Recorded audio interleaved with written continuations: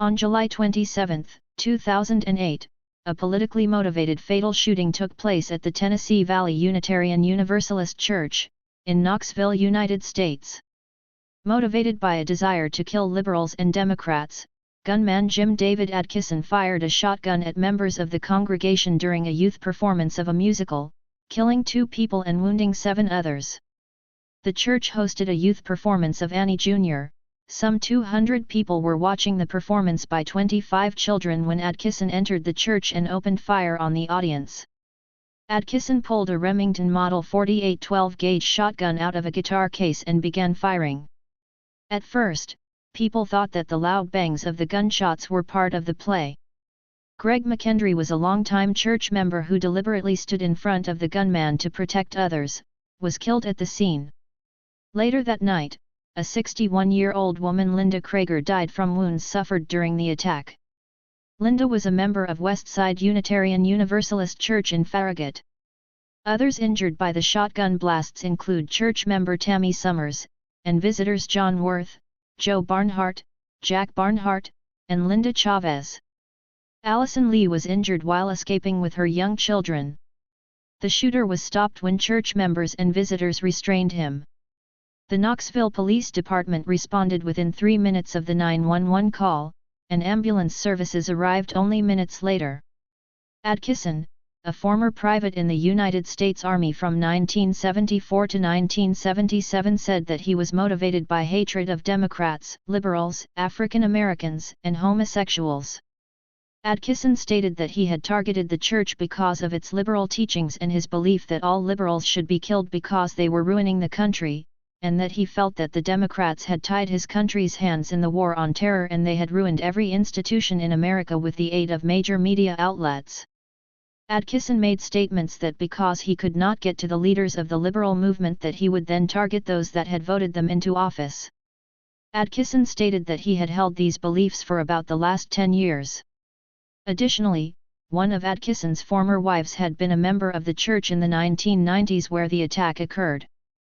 A letter, or manifesto, found in his vehicle after the shooting attributed his motivation for the rampage as a hatred of liberals, Democrats, African Americans, and homosexuals. In the letter he also described what he believed to be the cult-like atmosphere of the church.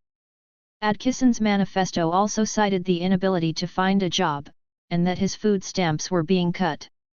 His manifesto stated that he intended to keep shooting until police arrived and expected to be killed by police. Adkisson had a waist satchel with more ammunition. Many Unitarian Universalist congregations held special vigils and services in response to the Knoxville shooting. A relief fund was created by the UUA to aid those affected by the shooting. On August 10, 2008, the Unitarian Universalist Association took out a full-page ad in the New York Times. The ad carried the message, "Our doors and our hearts will remain open."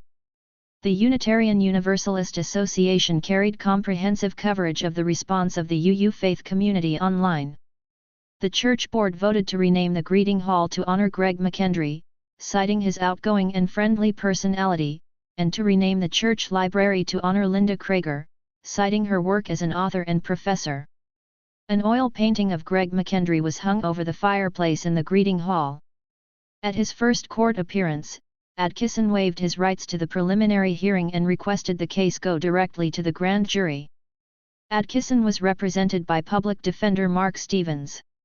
Stevens indicated that this move was taken to get the case to trial stage as quickly as possible so resources would become available for a mental health assessment of Adkisson, indicating a possible insanity defense.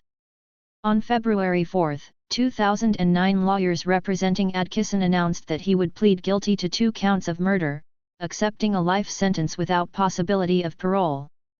On February 9, 2009, Adkisson pleaded guilty to killing 2 people and wounding 6 others. "Yes, ma'am, I am guilty as charged," he told criminal court judge Mary Beth Leibowitz before she sentenced him to life in prison without parole. A mental health expert had determined that Adkisson was competent to make the plea, although public defender Mark Stevens was prepared to argue at the trial that his client was insane at the time the crime was committed. Victims and church members wept as the prosecutor described the wounds that killed Greg McKendry and Linda Krager. The judge gave Adkisson a chance to address members of the congregation before sentencing him. "No ma'am," he snapped. "I have nothing to say."